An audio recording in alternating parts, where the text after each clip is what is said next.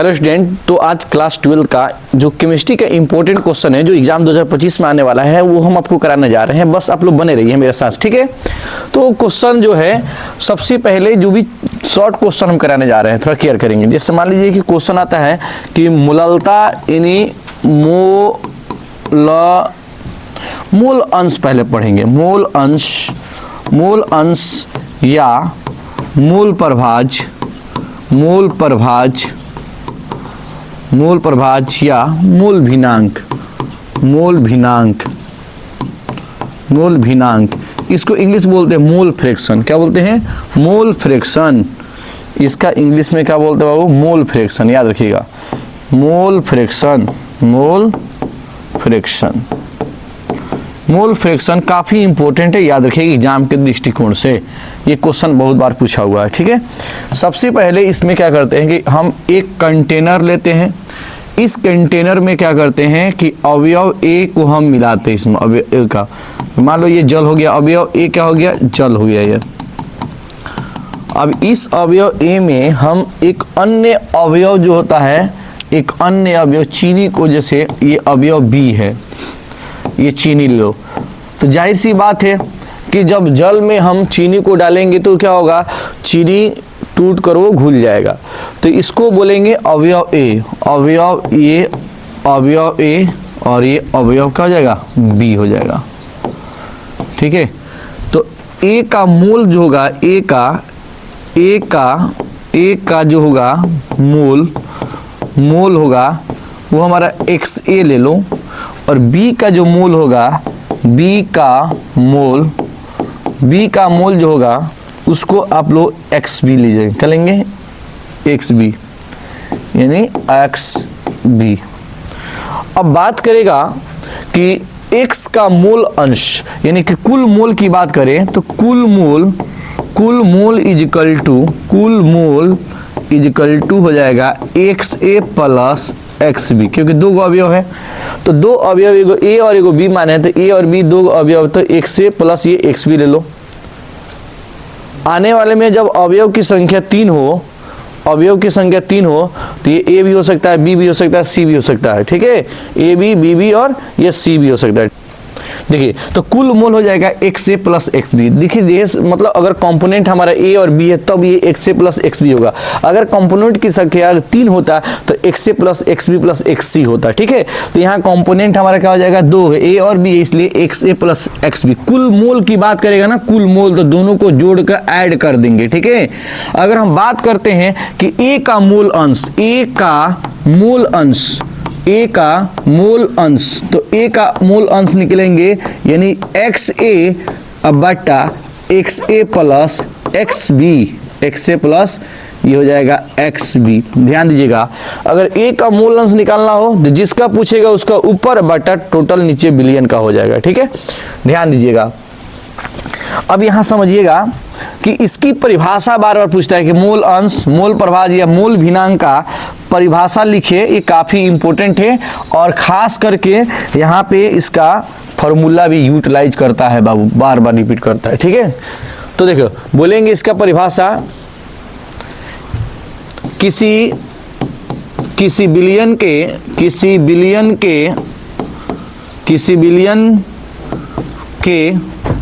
प्रत्येक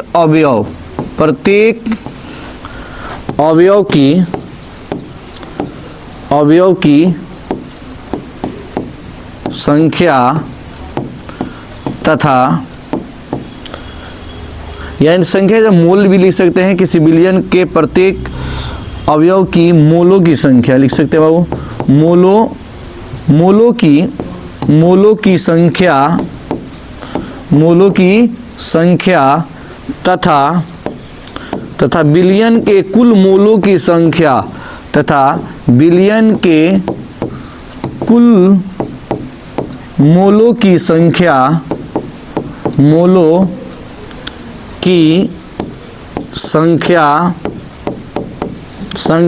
के अनुपात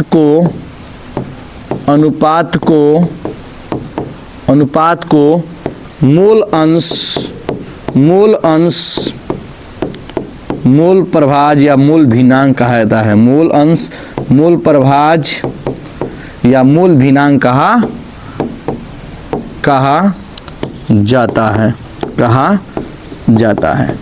कहता है कि किसी बिलियन के प्रत्येक अवयव की मूलों की संख्या तथा बिलियन की कुल मूलों की संख्या के अनुपात को मूल अंश, मूल भरभाज तथा मूल भिन्नांक कहा जाता है। ये काफी इंपॉर्टेंट है, एग्जाम में कई बार ये क्वेश्चन पूछ चुका है, इसलिए आप लोग केयर करेंगे। ठीक है, अब इसका फॉर्मूला क्या होगा ये चीज को मैं बता रहा हूँ। ठीक है, आप लोग इसको स्क्रीनशॉट ले लीजिए, फिर फॉर्मूला निकाल रहे हैं। ठीक है, यहाँ देखिए, ध्यान दीजिएगा।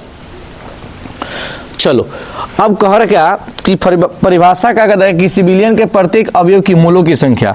अब मैंने ए का मूल अंश निकालना हो, ए का मूल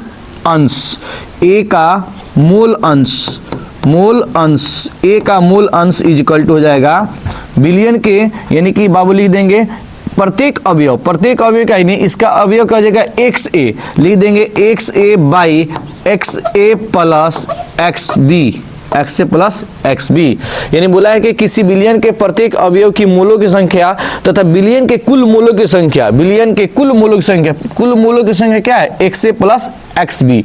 अगर यही बात बोल दे कि बी का मूल अंश, तो बी का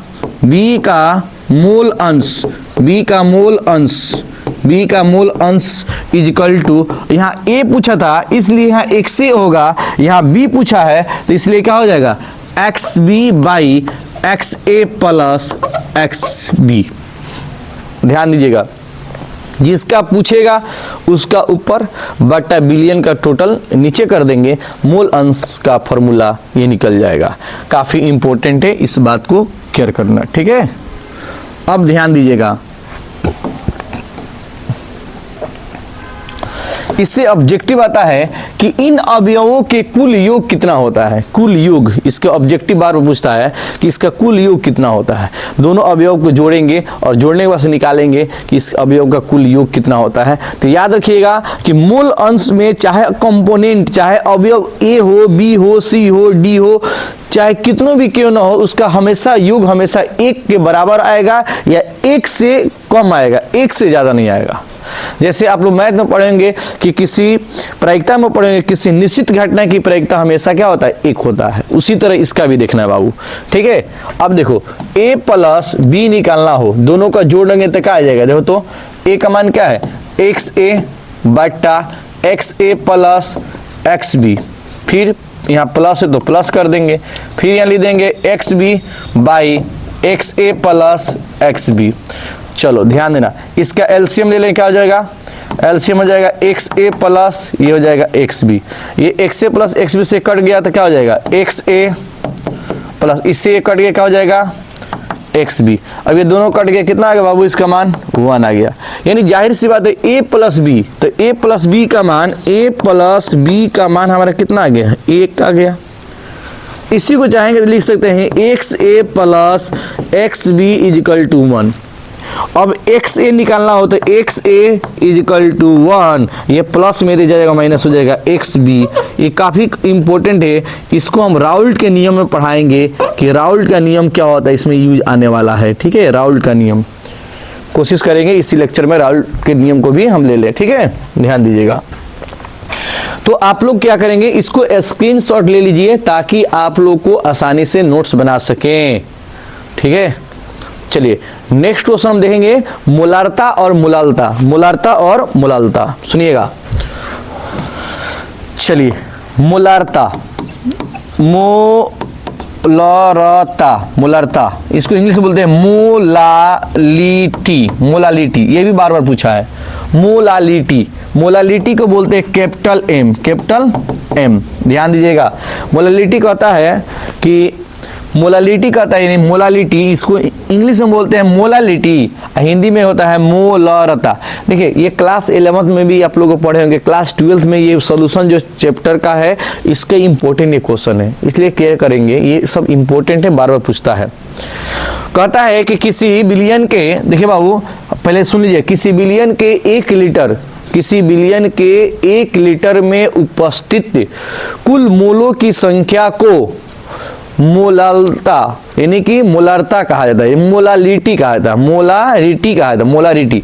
देखिए दोनों नाम एक ही जैसा आएगा। देखो बाबू, एक पढ़ना है मोलारता, एक होता है मोलालता, तो इसका हो जाएगा मोलालिटी, मोलालिटी, ये हो जाएगा मोलारिटी हो जाएगा, क्या हो जाएगा मोलारिटी, सॉरी ये मोलारिटी, मोलारिटी। अब देखो इसका हो जाएगा कैपिटल एम और इसका हो जाएगा स्मॉल एम, यही दोनों में अंतर है, ये कैपिटल एम और ये स्मॉल एम, ये कैपिटल एम और ये स्मॉल एम। तो इस पे केयर करेंगे, पहले पढ़ाएंगे बताएंगे मोलारता, तब पढ़ाएंगे मोललता, ठीक है। अब देखिए कहता है कि किसी बिलियन के 1 लीटर में उपस्थित, किसी बिलियन के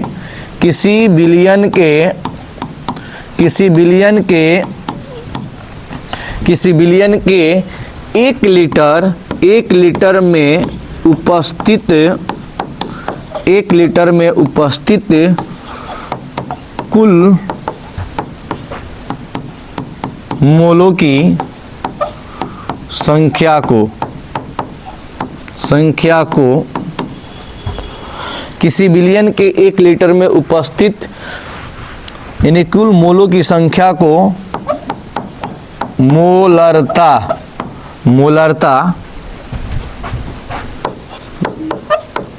कहा जाता है, ठीक है। अब ध्यान दीजिएगा, यानी कि ऐसे भी कह सकते हैं कि किसी बिलियन कि 1 लीटर में उपस्थित मोलों की संख्या को मोलारता कहा जाता है। इसे स्मॉल नहीं बल्कि कैपिटल एम बोल देंगे कि इसे कैपिटल एम के द्वारा सूचित किया जाता है,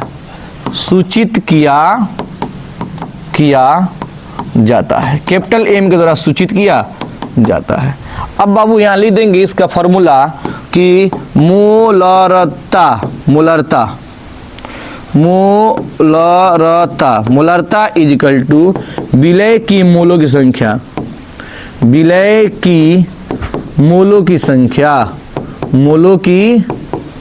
संख्या बट्टा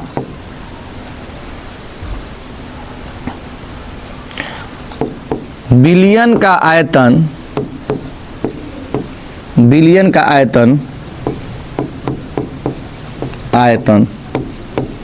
लीटर में। अगर यहाँ ml दिया होगा तो इसको 1000 से गुणा करेंगे तो ये बाबू हमारा लीटर में चेंज हो जाएगा, क्योंकि 1 litre is equal to 1000 ml होता है, 1 litre is equal to 1000 ml होता है। ये भी बात आप लोग ध्यान दीजिएगा। विलय की मोलों की संख्या बटा बिलियन का आयतन लीटर में। अब यहाँ पे सबसे इंपॉर्टेंट बात है कि इसका मात्रक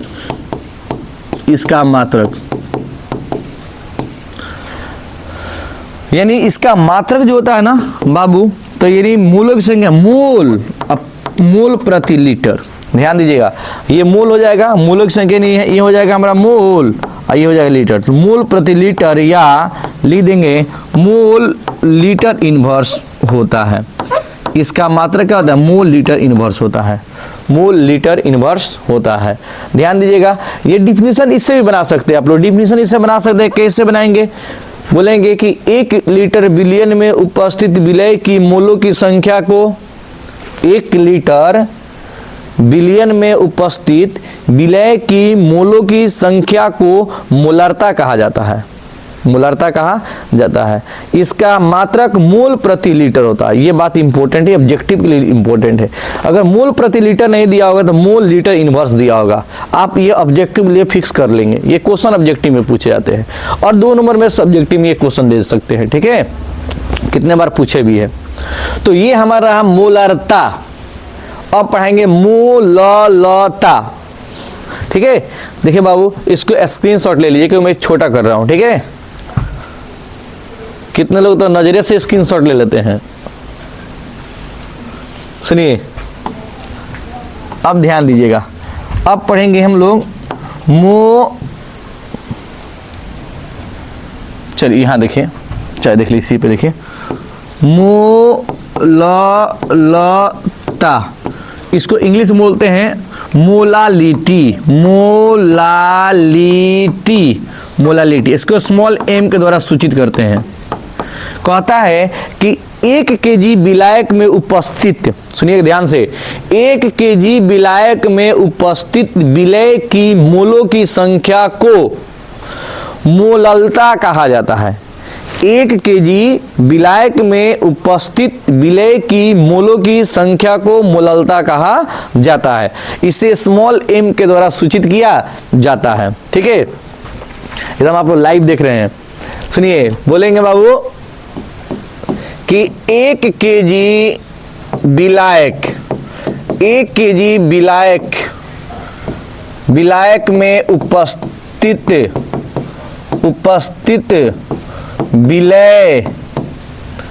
विलय की मोलों की संख्या को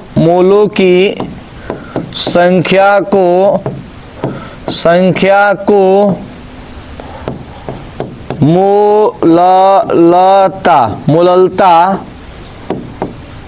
कहा जाता है। इसे स्मॉल m के द्वारा सूचित किया जाता है। सूचित का मतलब डिनोट, सूचित किया जाता है। और यही तक नहीं, ये बहुत आगे तक भी जाएंगे, ये बात याद रखिएगा। ठीक है, अब देखिए तो मोललता इज इक्वल टू लिखेंगे विलय की मोलों की संख्या, विलय की मोलों की संख्या। देखिए एक्चुअल में जो है ना, मोल जो है ना, ये 11th क्लास का एक कंसेप्ट है। 11th में इसका कंसेप्ट बेहतर तरीके से दिया गया है, लेकिन 12th में इसका यूज है।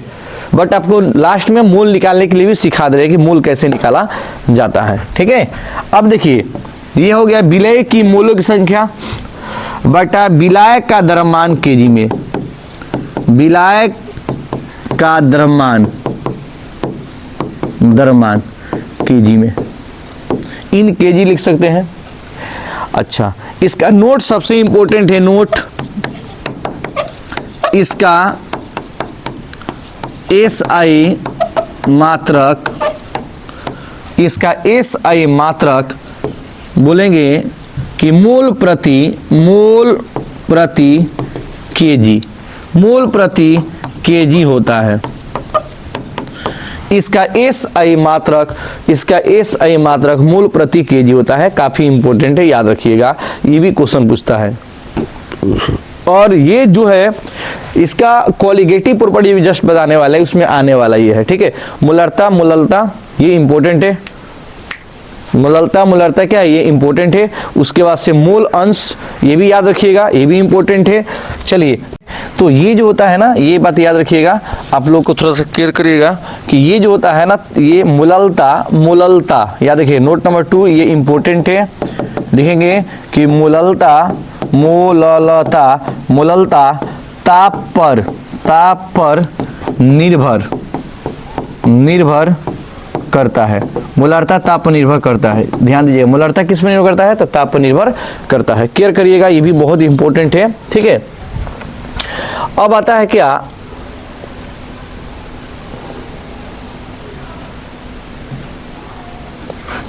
देखिए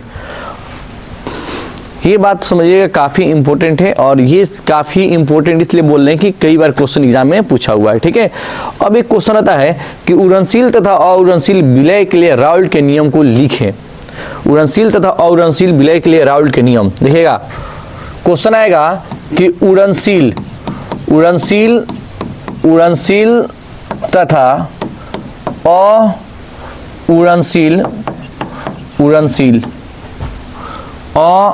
अउड़नशील तथा अउड़नशील, इसको वोलाटाइल, इसको बोलेंगे नॉन वोलाटाइल विलय के लिए विलय के लिए राउल्ट का नियम, ये इंपॉर्टेंट है, याद रखिएगा, ये बहुत इंपॉर्टेंट है, याद रखिएगा, ठीक है। उड़नशील तथा अउड़नशील विलय के लिए राउल्ट का नियम, ठीक है। और ये जो होता है ये काफ़ी इंपॉर्टेंट है, राउल्ट साहब का नियम। इन्होंने उड़नशील तथा अउड़नशील विलय के लिए राउल्ट साहब ने 2 नियम दिए थे। प्रथम नियम कहता है कि किसी विलयन का वाष्प दाब उसके मूल प्रभाज के समानुपाती होता है। यानी वाष्प दाब जो होता है वो एक आएगा, कॉलिगेटिव प्रॉपर्टी पढ़ाएंगे कि अणुसंख्या गुणधर्म क्या होता है। अणुसंख्या गुणधर्म 4 प्रकार का होता है। पहला होता है वाष्प दाब के सापेक्षिक अनुमान, दूसरा होता है बाबू क्वथनांक का उन्नयन, तीसरा होता है हिमांक का अनुमान, और चौथा होता है प्रसरण एवं प्रसरणी दाब। ये काफी इंपॉर्टेंट होता है, अणुसंख्या गुणधर्म, ये क्वालिटेटिव प्रॉपर्टी जिसको बोलते हैं, ठीक है। तो पहला जो होता है राउल्ट साहब ने लिखेंगे उड़नशील तथा अउड़नशील विलय के लिए राउल्ट के नियम, राउल्ट साहब ने 2 नियम दिए थे। पहले केस 1 लिखेंगे। केस 1 कहता है कि वाष्प दाब का सापेक्षिक अनुमान जो होता है, वाष्प दाब का सापेक्षिक अनुमान यानी कि PA समानुपाती होता है मूल अंश XA के समानुपाती होता है। उसी तरह अगर मान लो ये PB के निकालना हो तो PEB समानुपाती होता है XB के, PB समानुपाती होता है XB के। तो यानी कि ये जो हो जाएगा गैस का आंशिक दाब लिख सकते हैं, गैस का आंशिक दाब उसके मूल प्रभाज के समानुपाती होता है।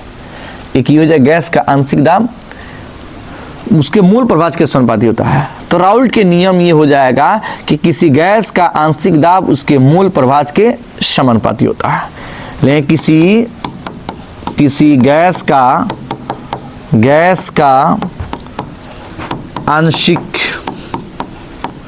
आंशिक दाब मूल प्रभाज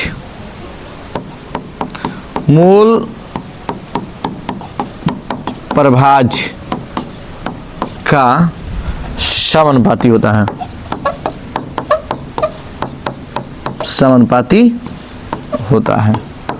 ध्यान दीजिएगा, यानी किसी गैस का आंशिक दाब, यानी मान लो किसी गैस का ये आंशिक दाब हो जाएगा और मूल प्रभाज को XC बोलेंगे, XC के क्या हो जाएगा, समानुपाती हो जाएगा। उसी तरह अगर अवयव B की बात करेगा तो अवयव B के लिए भी क्या हो जाएगा, अवयव B के लिए किसी गैस का आंशिक दाब B उसके मूल प्रभाज XB के क्या होता है, समानुपाती होता है। तो घबराना नहीं है, बढ़िया से आप लोग मेरे साथ बने रहें। आज से डेली वीडियो अपलोड करना है आप लोग के लिए ताकि बेहतर से बेहतर एग्जाम में आप लोग कर सकें। तो यहाँ पर देखिए PA समानुपाती क्या है, XA का है। इधर क्या है कि PB समानुपाती क्या है, ये XB का है। अब ये PA तो PA समानुपाती हटेगा तो कोई पीनट A आ गया, अच्छा इनटू क्या हो गया, ये XA हो गया। इसी प्रकार PB तो PB करोगे समानुपाती हटेगा तो पीनट B हो गया इनटू ये XB हो गया, इनटू XB हो गया।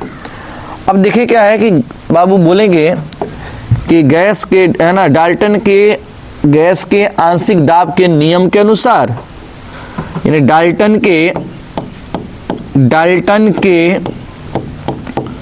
गैस के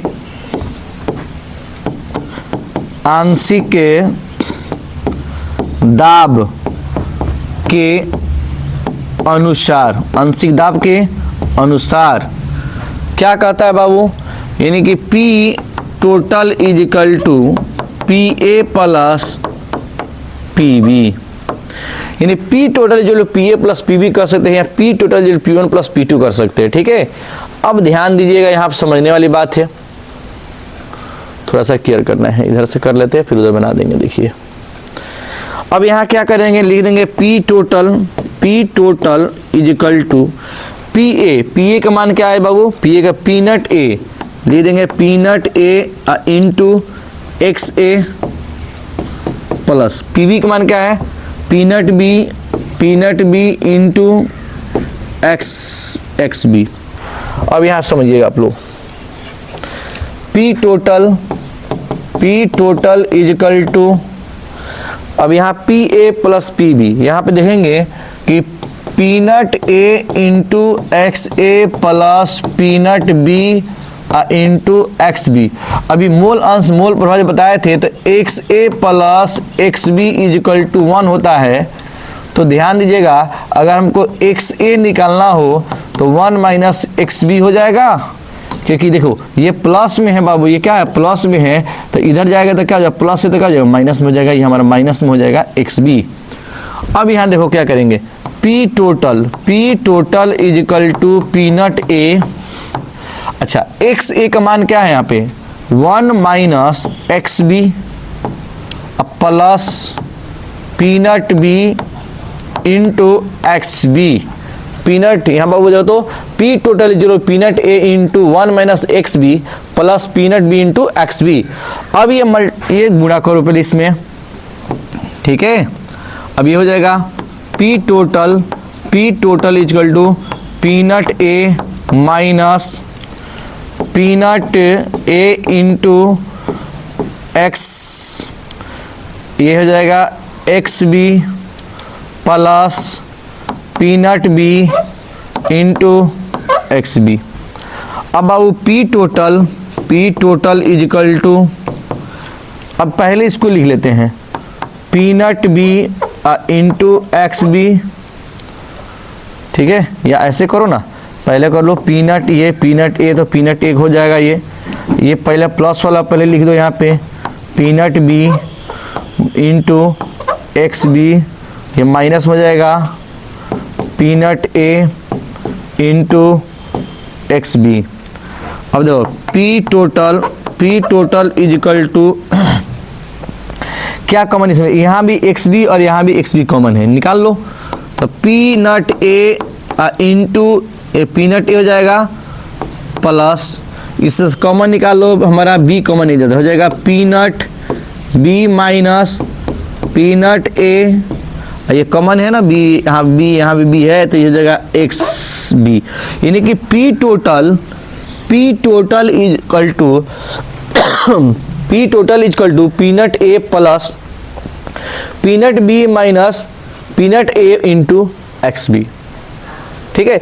ये बात होता है, ये राउल का नियम का ये बहुत बढ़िया है, केस 1 में हो जाएगा। ये एक बार रिवीजन कर लीजिएगा, बड़ी आसान है, बहुत आसान है, इसको एक बार रिवीजन कर लीजिएगा और ये आसानी से आप लोग को बन जाएगा। पीनट ए देखो, अब ये ध्यान देना, ये यहाँ पे पी ए समानुपाती एक्स ए है, तो ये यानी पीनट ए कहाँ से आया, ये एक क्वेश्चन बन सकता है। तो पता है बाबू, जब भी समानुपाती चिन्ह हटता है तो कोई कांस्टेंट आता है, इसके बदले एक कांस्टेंट आया है, इसको पीनट ए बोलेंगे, इसके लिए यहाँ पे पीनट बी बोलेंगे। चलिए बाबू केस 2 एक बार इसको रिवीजन कर लेंगे, इसको स्क्रीनशॉट ले लीजिए, ठीक है। चलो केस नंबर 2 कहता है, केस 2 हमारा कहता है कि R L V P relative lowering vapour pressure, RLVP जो होता है रिलेटिव लोअरिंग वेपर प्रेशर, जो वाष्प दाब के सापेक्ष अनुमान होता है बाबू पीनट माइनस पीनट ए, यानी लिख दें पी ए, यानी यहाँ आप लिख सकते हैं X A by X A plus X B, मूल अंश के क्या होता है बराबर होता है, मूल अंश के बराबर होता है, या और इसको बोलेंगे P S by P S minus P हो जाएगा, या और लिख सकते हैं इसको peanut minus peanut minus peanut by P हो जाएगा। तो ऐसे ऐसे क्वेश्चन को आप याद रखिएगा वाष्प दाब के, इसको बोलेंगे RLVP relative lowering vapour pressure. ये सॉल्यूट के लिए हो जाएगा, एक्स सॉल्यूट के लिए हो जाएगा X A by X A plus X B, या इसी को लिख सकते हो capital N by capital N plus small n, ठीक है। तो ये सारी बहुत ऐसा क्वेश्चन आने वाला है। राउल के नियम भिन्न जैसे क्वथनांक गुणन हिमांक का अनुमान, इसके लिए भी आपको आएगा राउल के नियम, तो इसको याद रखना। ये उड़नशील और अउड़नशील विलय के लिए बात करेगा, तो उसके लिए ये राउल का नियम ये हुआ, आपको सत्यापित इतना करना पड़ेगा कि P total equal to peanut A plus p naught A into p naught B minus p naught A into X B, ठीक है। नेक्स्ट हम लोग देखेंगे, नेक्स्ट वीडियो मिलेंगे, ठीक है। थोड़ा सा आप लोग मेरे से जुड़े रहे हैं और हम मिलते हैं नेक्स्ट वीडियो में, और आप लोगों को नए साल की ढेर सारी शुभकामनाएं मेरे तरफ से, ठीक है।